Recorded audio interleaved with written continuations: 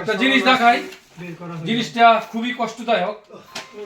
5 মাসের টিকিট কেটে গেছে বিয়ে করার জন্য, সে আইসা পড়ছে 5 মাসের টিকিট আমি ব্যর্থ প্রবাসী কাটতে দিছি এই রুমের সবাই নিয়ে। ভিডিওটা দেখছেন মনে ইতিমধ্যে ফেসবুকে। আবার টিকিট চেঞ্জ করে 1 মাস 14 দিন পর আবার লাগছে।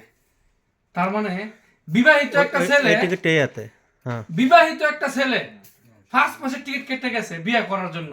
ওই ছেলেটা যখন 1 মাস 14 দিন পর আবার রিটার্ন আয় পরে দুবাই বিয়ে করার জন্য গেছিল, বিয়ে করার জন্য স্বর্ণ কিনা হইছে, কসমেটিক কিনে সব কিনে হইছে, তার টিকিটটা রইছে।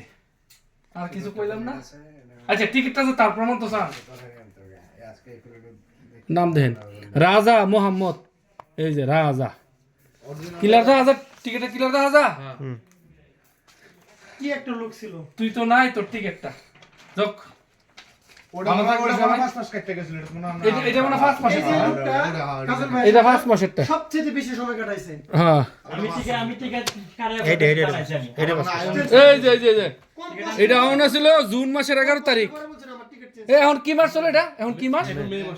গত মাসে মানে জুন মাস আর কি, মানে 2 মাস আগে। এখন মে মানে আগামী মাসে আইলে হইলে তার মানে এখন হে বাংলাদেশে থাকার কথা। যদি বিয়েটা করতাম বাংলাদেশে থাকতো।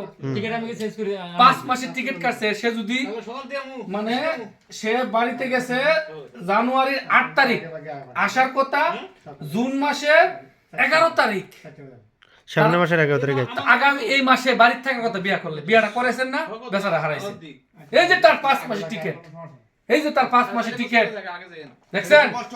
এই যে হ্যাঁ আমি টিকিট একবার কত তার টিকিট বাড়াইছিলাম আমরা, আবার 180 দিরহাম দিয়ে টিকিটটা চেঞ্জ করছি। আমি কি আর ফরিদ আজকে যদি বেচারাটা বিয়ে করতো, আজকে বাড়িতে থাকতো বউ নিয়ে। থাকো তোমরা সুখে।